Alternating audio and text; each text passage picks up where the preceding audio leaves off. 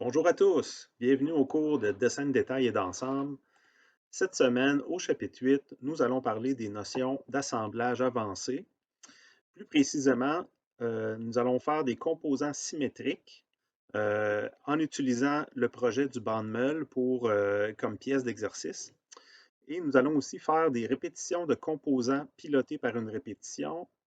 Nous allons faire de l'édition en mode de contexte d'assemblage, d'édition de pièces et d'assemblage. Nous allons faire la création d'un composant en contexte d'assemblage et nous allons ajouter une configuration de pièces et nous allons aussi ajouter des configurations d'assemblage et aussi faire le choix des différentes configurations dans les assemblages ou dans les mises en place. Maintenant, si vous voulez faire la démonstration en même temps que le vidéo, vous pouvez ouvrir l'assemblage du banc de meule qui sera disponible cette semaine dans le dossier de partage de dessin de détail et d'ensemble, section projet 2, bande meule. Et dans ce dossier, vous allez avoir un dossier de pièces dans lequel vous allez pouvoir ouvrir l'assemblage complet du banc de meule.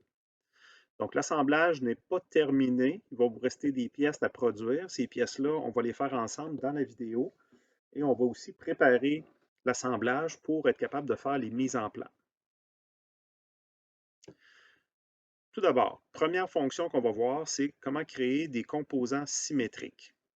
Donc, les composants symétriques dans les assemblages peuvent servir pour symétriser des pièces ou des sous-ensembles.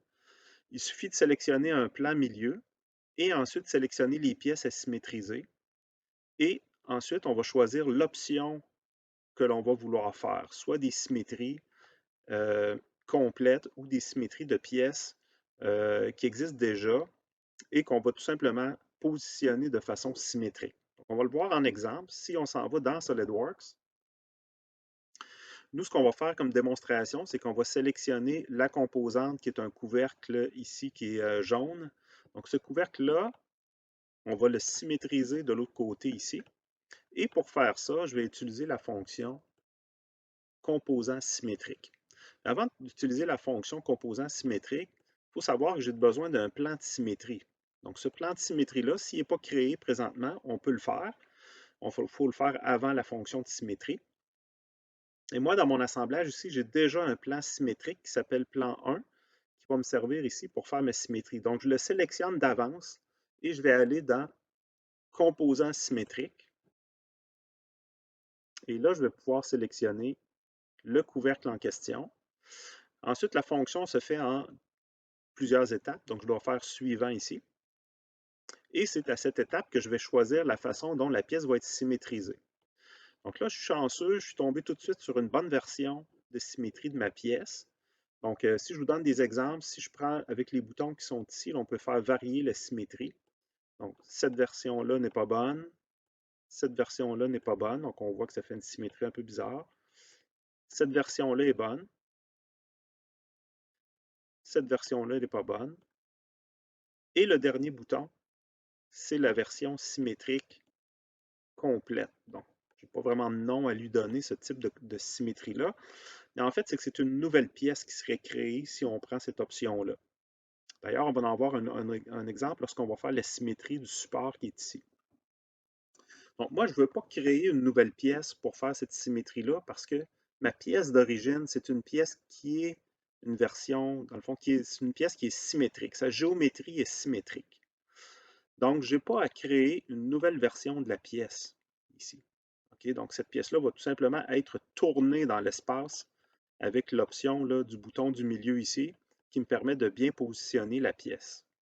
Donc, ce n'est pas une nouvelle pièce qui est créée, c'est tout simplement la pièce existante qui est répétée une deuxième fois, mais qui est pivotée dans l'espace de la bonne façon pour créer ma pièce symétrique. Donc, j'ai juste à confirmer cette option-là. Ici, il va vous apparaître peut-être un message d'erreur. Donc, ce message-là, ce que ça nous dit, c'est que les matériaux du composant sélectionné n'ont pas été trouvés parce que cette pièce-là, cet assemblage-là a été créé dans une version précédente de SolidWorks et il ne semble pas être capable de retrouver les matériaux utilisés. Donc, ce qu'il vous dit, si vous faites OK là-dessus, c'est qu'il va utiliser les matériaux similaires à la pièce existante. Donc, il va transférer la densité de matériel, puis les quelques propriétés là, de matériaux. Donc, pour nous, ça n'a pas d'importance, on fait OK là-dessus. Donc, vous voyez que le résultat, c'est que j'ai une pièce qui est symétrique ici, qui est bien positionnée. C'est exactement la même pièce qui a été copiée, mais tournée d'une façon différente. Maintenant, je vous donne un deuxième exemple. Donc, le deuxième exemple qu'on a, c'est concernant la pièce. Ne bougez pas, j'avance dans ma théorie aussi en même temps. Donc, le deuxième exemple, c'est la pièce support qui est ici. Donc, cette pièce-là de support, elle a une particularité comparée à l'autre pièce que je viens de symétriser, c'est que cette pièce-là n'est pas symétrique. Okay? C'est une pièce qui va devoir avoir une version gauche qu'on appelle. J'ai une version droite ici, mais je vais créer une version gauche. Donc, cette pièce-là n'existe pas encore.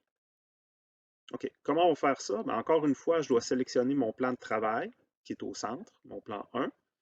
Je vais utiliser ma fonction composant symétrique. Je sélectionne mon support. Je fais bouton suivant. Et puis là, je vais essayer les options qu'il me propose. Donc ça, c'est pas bon. Premier bouton, c'est pas bon. Deuxième bouton, c'est pas bon. Troisième, ça marche pas non plus. Quatrième, ça marche pas non plus. Donc, j'ai aucune version symétrique qui est proposée qui a du bon sens là-dedans. Donc, finalement, je ne peux pas réutiliser cette pièce-là puis juste la modifier sa position. Il faut absolument que je crée une nouvelle pièce qui va être miroir à la première pièce. Donc, c'est le bouton Créer la version symétrique qui va être utilisé à ce moment-là. Si je fais suivant, là, ce qu'on me propose, c'est la version symétrique qui est activée, si on peut dire.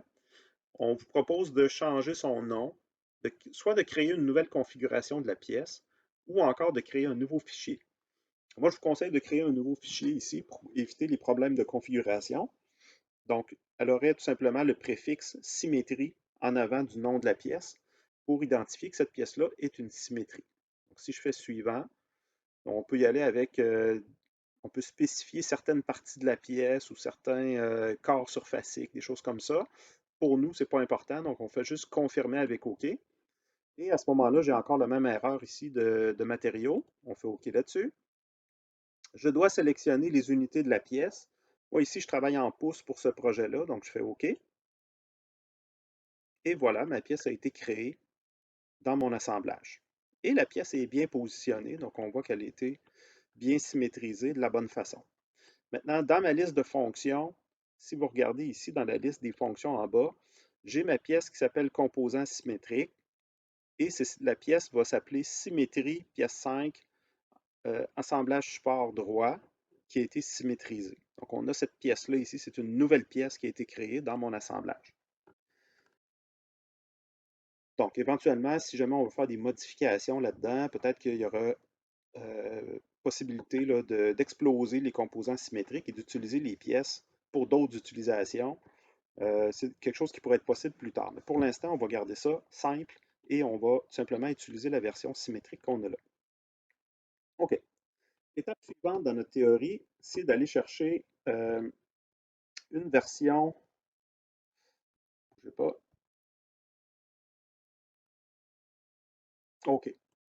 Donc, on est rendu dans la théorie à insérer des vis en utilisant une fonction de répétition qu'on appelle répétition en fonction d'une autre fonction de répétition. OK? C'est un peu spécial, là, vous allez me dire, mais vous allez comprendre. Donc, première chose qu'on va faire, moi, ici, ce que je veux, c'est insérer des boulons dans mon couvercle pour venir fixer le couvercle que j'ai fait une symétrie tout à l'heure. Donc, pour faire ça, j'ai besoin d'insérer une vis. Donc, ça va être la même vis que de l'autre côté. Donc, je peux tout simplement ouvrir cette composante-là pour éviter de chercher dans mes dossiers. Je retourne à mon assemblage et je vais faire insérer la pièce. Donc, je vais commencer par en insérer une. Puis là, vous allez voir, j'ai une référence de contrainte qui fait que ça devrait être assez rapide pour faire l'insertion de la pièce. Imaginez que j'en ai là, 55 vis à insérer comme ça. Ça pourrait quand même être long, même si j'ai des références de contraintes pour chacune des pièces. Ce qui va être plus rapide, c'est d'utiliser la fonction répétition de composants pilotée par une répétition. Donc, à chaque fois que vous avez une suite de trous qui a été percée dans une pièce, ou encore des géométries qui ont été répétées dans une pièce, que ce soit avec l'assistant de perçage ou que ce soit des fonctions de répétition 3D, on peut utiliser cette option-là. Donc, il va venir répéter avec ça le composant dans chacun des trous qui correspond à cette fonction-là. Donc, j'utilise la fonction répétition. Premièrement, je choisis la vis en question. Deuxièmement, dans la deuxième case ici, je vais sélectionner l'alésage ou un des alésages qui correspond à mon assistant de perçage ou à ma fonction de répétition. Donc, on voit ici qu'il me donne un aperçu. Mais dans mes autres trous ici en bas, il n'y a pas de vis. Donc, pourquoi ça fait ça? C'est parce que le logiciel ne comprend pas quel est le point d'origine de la répétition. Donc, je dois lui dire quel est le trou d'origine pour positionner mes éléments. Donc, on va le faire en utilisant le bouton Position d'origine. Si je clique là-dessus, vous allez voir que j'ai des petits points mauves là, qui apparaissent sur chacune des itérations. Et quand je m'approche, ça fait une petite main. Puis là, à ce moment-là, je vais pouvoir sélectionner la première vis que j'ai insérée dans ma suite. Puis en faisant ça, il va comprendre que c'est elle ma composante d'origine et il va bien positionner chacune des vis dans les perçages. Donc ça va vous faire sauver énormément de temps lorsque vous avez des répétitions à faire.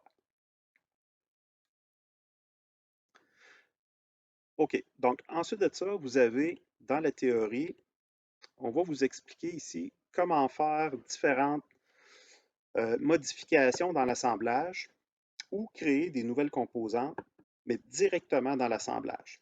C'est ça qu'on appelle la modification en contexte d'assemblage. Donc ça, c'est une nouvelle notion aussi qui est un peu plus avancée.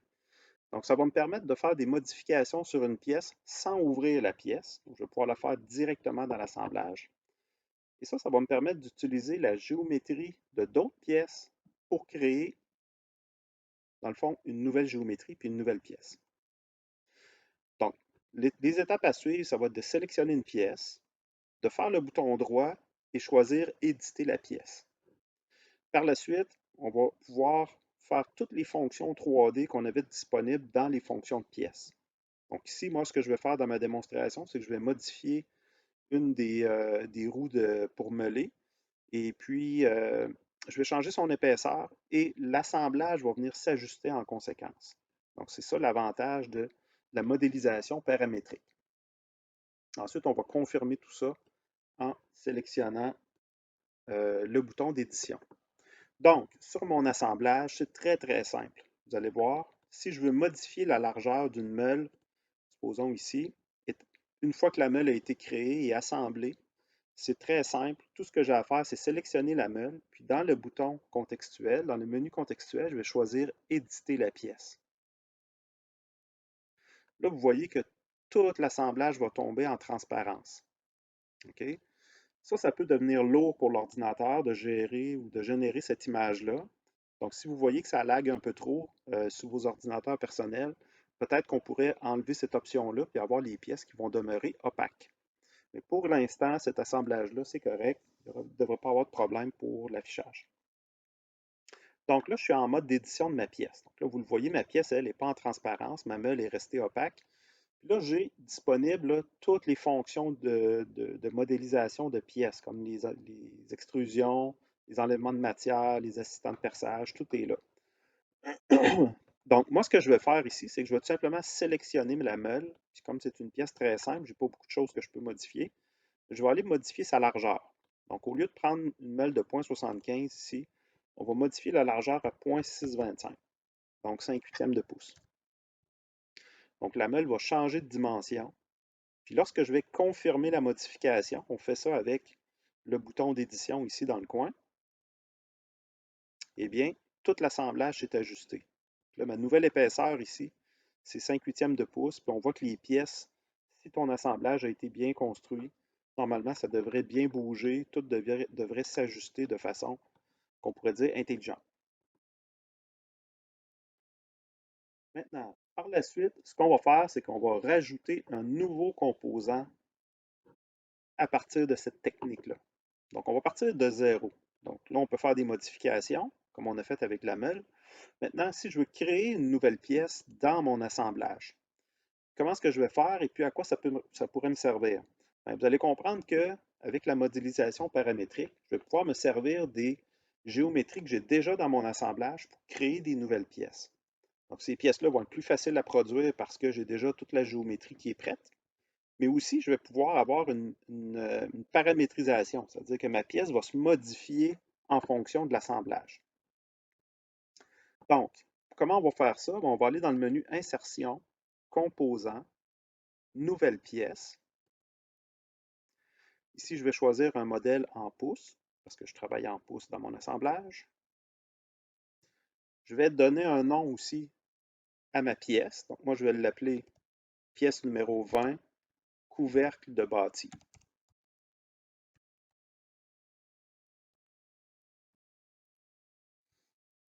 Et par défaut, vous avez le bon dossier de sauvegarde qui est avec votre dossier de travail. Faites attention, là, je suis allé vite, moi, parce que je savais que c'était correct, mais vous prenez le temps de vérifier si vous sauvegardez dans le bon dossier, okay? Parce que ça peut avoir une incidence plus tard. OK.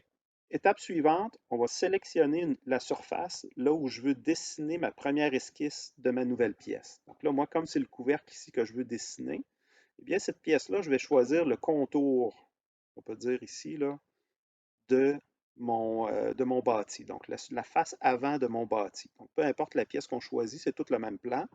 Donc, je vais y aller avec celle-là. Là, on voit que tout va tomber en transparence, ici.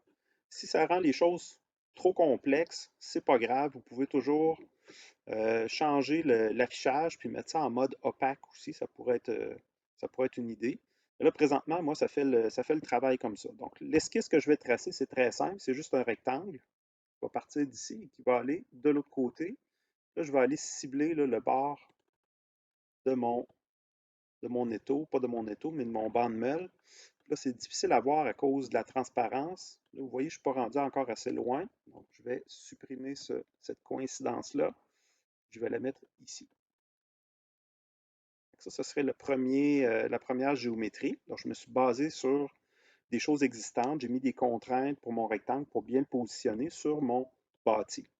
Deuxième chose que je vais faire, c'est que je vais utiliser la fonction convertir les entités. Ça, convertir les entités, ça va être très important à chaque fois que vous faites de la modélisation en contexte. Qu'est-ce que je veux copier? C'est les perçages que j'ai dans mon bâti pour bien transférer la position des trous à faire dans mon couvercle. Comme ceci, comme ceci. Donc, convertir les entités va générer des arêtes dans mon esquisse à partir des pièces de l'assemblage. N'importe quelle pièce. OK? Donc, ça, c'est vraiment important. Maintenant, je ne veux pas nécessairement que ces trous-là soient faits tout de suite dans mon assemblage, dans ma fonction d'extrusion. Donc, je vais les mettre en mode construction. Donc, je vais m'en servir comme géométrie de référence, mais pas tout de suite. Ça va être pour faire mon assistant de perçage. Vous allez comprendre tantôt pourquoi c'est important.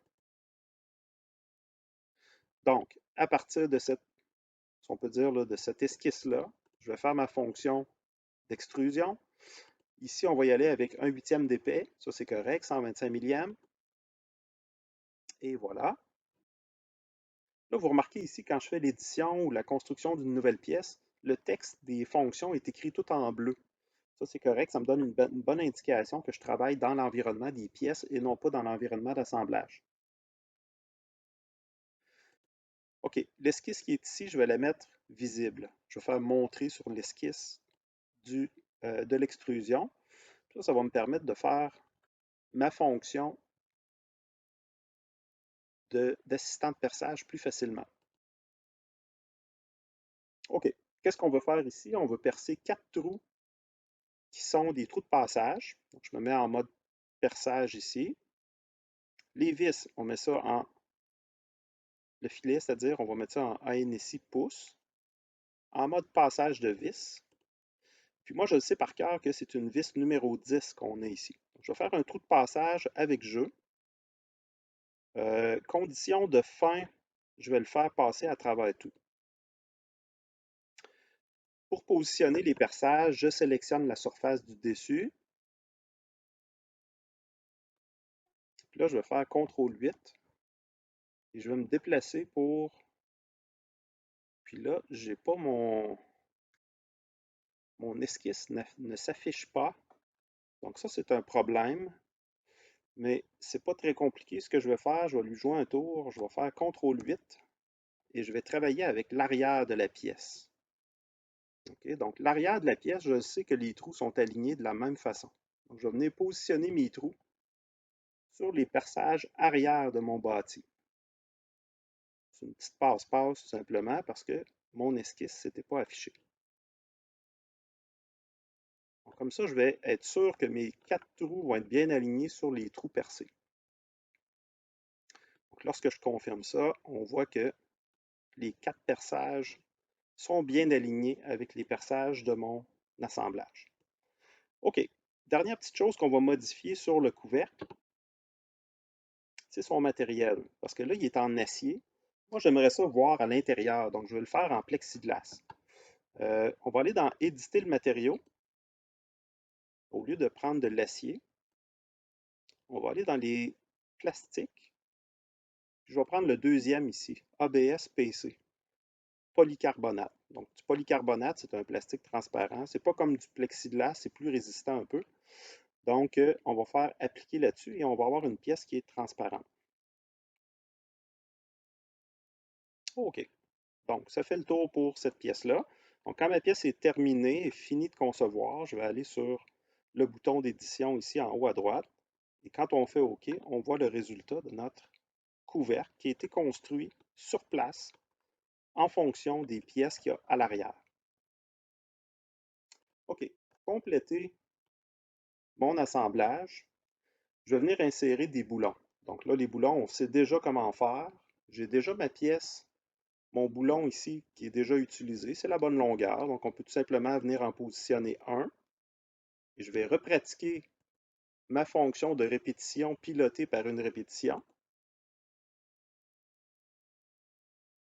Comme j'ai utilisé un assistant de perçage pour percer mes trous, bien, je suis capable ici d'aller, ça va peut-être être un petit peu plus difficile. Vous voyez que la passe-passe que je fais ici, je dois sélectionner l'intérieur. Donc, je vais aller sélectionner mon assistant de perçage que j'ai fait tout à l'heure et je vais avoir une copie des boulons qui va se faire. Là, je n'ai pas le bon composant d'origine parce qu'il me copie mes boulons à côté. Donc, je sélectionne le bouton position d'origine et je vais aller choisir avec la petite main ici sur le point mauve. Je vais aller choisir ma pièce d'origine qui était celle-là. Donc, lorsque je confirme ça, je vais avoir une bonne copie de ma pièce dans chacun des trous. OK. Maintenant, à l'arrière, c'est symétrique, ça me prend la même chose. Donc, je vais sélectionner. Je vais me créer un nouveau plan, c'est-à-dire en sélectionnant le plan d'un côté du bâti, le plan de l'autre côté du bâti, et ça va me donner un plan milieu. Ce plan-là va me servir, il est déjà sélectionné, donc il va me servir à créer des composants symétriques. Encore une fois, j'utilise les mêmes fonctions, donc je vais aller chercher un plan symétrique pour mon couvercle.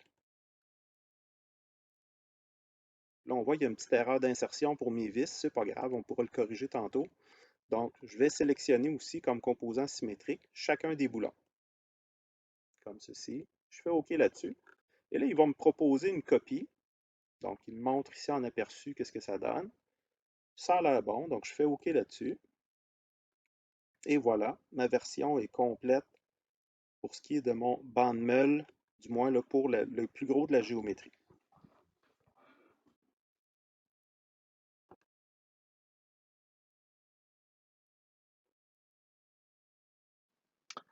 Maintenant, deuxième partie de notre théorie cette semaine, nous allons parler des configurations de pièces. Donc, on va utiliser les configurations pour différentes raisons.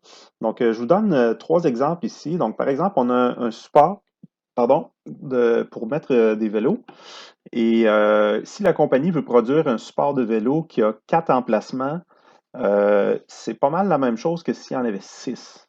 Donc, la seule différence qu'il y a, c'est la quantité, certaines longueurs. Donc, c'est facile de modifier les pièces ou les assemblages pour avoir des configurations différentes. Une autre application aussi, c'est lorsqu'on a des capacités différentes. Donc, si j'ai un assemblage, par exemple, une presse hydraulique, et j'ai un vérin de 10 tonnes, un vérin de 20 tonnes, un vérin de 50 tonnes, donc j'ai juste à, si on peut dire, le modifier la composante en tant que telle dans l'assemblage. Une autre application que l'on fait aussi, surtout pour la fabrication, on va utiliser des versions avec des étapes d'usinage qui sont progressives. Donc, on va partir d'un bloc brut dans notre première configuration, comme on voit ici en bas. Et ensuite, on va produire une deuxième étape, puis une troisième étape, une quatrième étape, où la pièce est de plus en plus terminée. Donc, on va rajouter des étapes de fabrication. Nous, ce qu'on va faire dans notre projet, c'est dans le but de faire des mises en plan, surtout pour le bâti, qui va avoir, dans le fond, deux versions de mise en plan pour le bâti. On va avoir une première version qui est une version de soudage, et on va avoir une deuxième version qui va être une version d'usinage, où là, on va rajouter des dimensions précises pour l'usinage. Donc, comment on va faire pour générer deux étapes de fabrication différentes sur nos mises en plan? Bien, ça va commencer au niveau des pièces, puis ensuite, on va insérer ça dans des sous-ensembles et on va insérer ça dans l'assemblage principal. Donc, on va être capable ou dans les mises en plan. Donc, on va être capable d'ajuster nos mises en plan en conséquence. Donc, je le fais avec vous en démonstration, donc vous allez bien comprendre comment faire toutes les étapes pour arriver à ça. Donc, dans notre assemblage SolidWorks, on va aller ouvrir le bâti. Donc, le bâti ici, je le retrouve dans ma liste, je fais bouton droit ou je clique dessus, puis je fais ouvrir le sous-ensemble. Donc, le sous-ensemble que j'ai présentement, il est en version usinée. J'ai seulement qu'une configuration. Donc, si vous allez dans l'onglet des configurations ici, vous allez voir quelle configuration est disponible présentement. Donc, moi, je vous ai fourni une version qui est déjà complète, c'est la version usinée. On va devoir produire la version de soudage à partir de la version usinée. Donc, toutes les pièces là-dedans sont coupées au laser et ensuite sont pliées dans le cas de la partie supérieure ici, on a du pliage à faire. Une fois que c'est fait, on va pouvoir souder les pièces ensemble. Donc, la pièce du côté, dans sa version qui est proposée là, c'est une version qui est soudée et usinée. Donc, je vais avoir l'étape intermédiaire à ça. Donc, on va voir que c'est quand même assez facile. Donc, je dois commencer par ouvrir ma pièce. Donc, je vais sélectionner ma pièce, je fais ouvrir. Et pour cette pièce-là, je vais devoir créer une configuration de plus. Donc, si je m'en vais dans l'onglet des configurations, je vous ai déjà fourni une version usinage. Moi, ce que je veux, c'est une version soudage. Donc, je vais enlever toutes les opérations d'usinage qu'il y a sur cette pièce-là. Je vais arriver avec une configuration qui est de pièces brutes, on peut dire, ou de pièces coupées au laser. Donc, je vais faire bouton droit sur la pièce supérieure ici, et je vais ajouter une configuration. Le nom de la configuration, on va l'appeler version soudage. Et je confirme ça. Les autres options ne sont pas importantes pour l'instant. Donc, il y a un changement de couleur. Ça, c'est plus ou moins pertinent pour nous. Ce qui va être important, c'est lorsqu'on va aller dans l'onglet des fonctions de la pièce, c'est qu'on va venir modifier des fonctions là-dedans, mais seulement pour la version qui est soudée. Okay? Donc, ça va être facile de voir la différence entre les deux. J'en ai une qui est grise puis l'autre qui est bleue dans mes versions. Donc, la version grise, ça va être la version soudage. Donc, moi, je veux qu'au niveau de la géométrie, il y ait des différences. Donc, si vous allez dans la théorie, vous allez avoir la liste des composantes qu'on doit modifier. Okay? Donc, vous l'avez ici à la page 15. Donc, ce qu'on va faire, c'est qu'on va sélectionner des fonctions dans la liste des fonctions et on va faire bouton droit, configurer la fonction. Et là, il va nous apparaître une espèce de boîte de dialogue dans laquelle je vais pouvoir choisir, dans la version usinage, j'ai des fonctions qui sont supprimées, des fonctions qui sont activées, etc., etc. Okay? Donc, on va le faire étape par étape. Donc, je peux commencer par le faire pour seulement qu'une fonction pour vous montrer, et ensuite, on va le faire pour le reste des fonctions. Donc, je vais choisir le bossage d'en bas ici. Je fais bouton droit, configurer cette fonction-là. Ce message d'erreur-là, si vous l'avez, c'est pas grave, on fait OK là-dessus, ça va fonctionner quand même. Et puis là, il m'apparaît des lignes et des colonnes. Donc, les différentes lignes que j'ai ici, c'est les différentes versions ou configurations de ma pièce.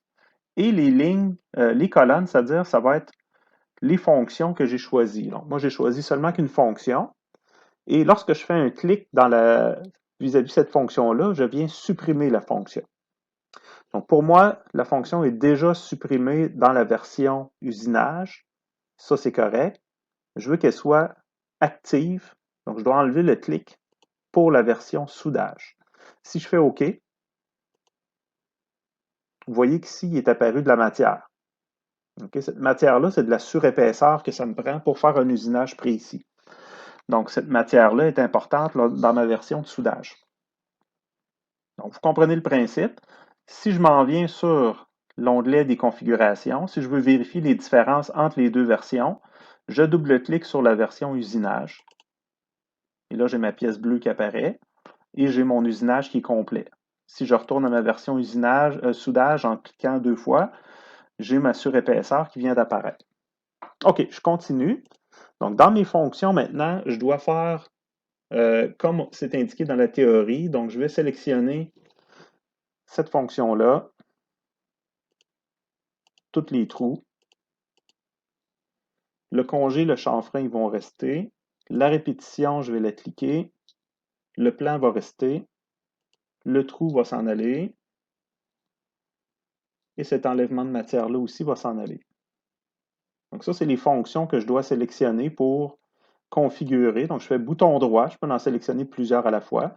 Donc je fais configurer la fonction. Et là, vous voyez que je vais avoir plusieurs lignes, plusieurs colonnes de fonctions parce que j'ai choisi plusieurs fonctions en même temps.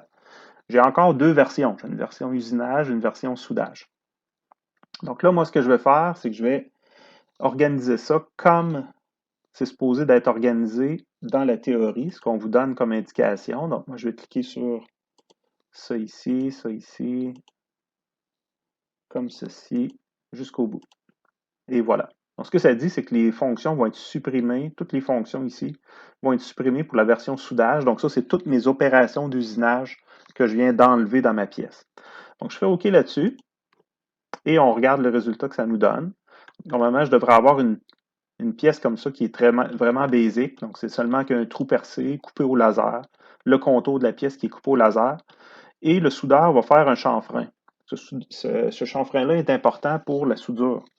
Donc, une fois que la pièce va être assemblée, le chanfrein va disparaître parce qu'il va être rempli avec de la soudure. C'est un peu comme ça qu'on l'a fait, mais j'aurais pu laisser le chanfrein là, ou j'aurais pu ne pas le faire du tout aussi. De toute façon, là, c'est indiqué avec les symboles de soudage. On va le voir un petit peu plus tard. OK, mais pour cette démonstration-là, je trouvais intéressant de le mettre. OK, donc on va aller tester notre version soudée et notre version usinée. Si on double-clique sur version usinage, normalement, mes fonctions d'usinage vont réapparaître, la couleur de la pièce, et version soudage, voici ce qu'on a comme résultat. Donc, je peux sauvegarder ça et retourner à ma pièce, à mon assemblage du bâti. Donc, ici, en apparence, il n'y a rien qui a changé. Maintenant, si je change la version de ma pièce du côté ici, puis je la change pour une version soudée, donc ce que je peux faire ici, version soudée, je confirme avec le petit crochet. Donc là, j'ai seulement un des deux côtés qui est modifié. Donc ça, c'est correct. J'ai une version soudée pour ce côté-là. Je pourrais faire pareil avec l'autre côté. Donc ici, tout simplement, dans le menu contextuel, ici, il peut rester. On y va avec le bouton droit dans ce temps-là. Des fois, il fait ça. Donc, j'y vais avec la version soudage pour l'autre côté aussi. Je confirme avec le petit crochet vert. Et voilà, ma pièce est en version soudée. Sauf que là, moi, j'ai juste une version de cet assemblage-là. J'ai juste une version usinée qui est ici. Donc là, ce que j'ai fait, c'est pas tout à fait bon, là. Donc, je ne dois pas faire afficher les versions soudées dans la version usinée de l'assemblage. Donc, c'est pas compliqué. Je vais créer une nouvelle configuration. Donc, je m'en viens sur le nom ici en haut. Je fais ajouter une configuration. Je vais créer la version soudée.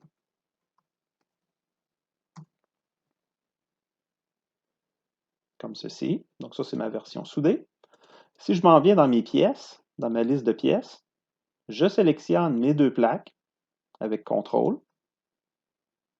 Je fais bouton droit, configurer le composant. Donc ici, ce n'est pas des fonctions, c'est des composants qu'on va configurer. La boîte de dialogue ressemble beaucoup à ce que j'avais pour les pièces, sauf que cette fois-là, j'ai des noms de configuration qui apparaissent. Donc, pour ma première pièce, qui est la pièce version 1, c'est-à-dire la pièce 1 parce que j'en ai deux semblables, une de chaque côté. Pour la partie version soudée, je dois avoir la version soudée, mais pour la partie usinée, je dois avoir la configuration usinée. Même principe pour la deuxième pièce où ma version doit être en type usiné pour la version usinée. Il faut que ça corresponde. Donc, si je confirme avec OK, je peux aller tester mes configurations. Donc, ça serait ma version soudée. Si je clique sur la version usinée deux fois, je tombe avec les bonnes pièces pour la version usinée. Donc, ça va me permettre de choisir les bonnes pièces avec les bons assemblages. Et ce que ça va me permettre de faire ultimement, ici, c'est ça que je veux qu'on fasse dans le vidéo aussi pour la théorie de la semaine prochaine, c'est qu'on va faire les mises en plan de ce bâti-là. Et pour ça, je dois être capable de sélectionner la bonne configuration de pièces. Donc, je vous donne un exemple. Si je veux, là, je vais sauvegarder ça ici. Si je veux créer une mise en plan à partir de ça, je m'en viendrai dans le format B pouce.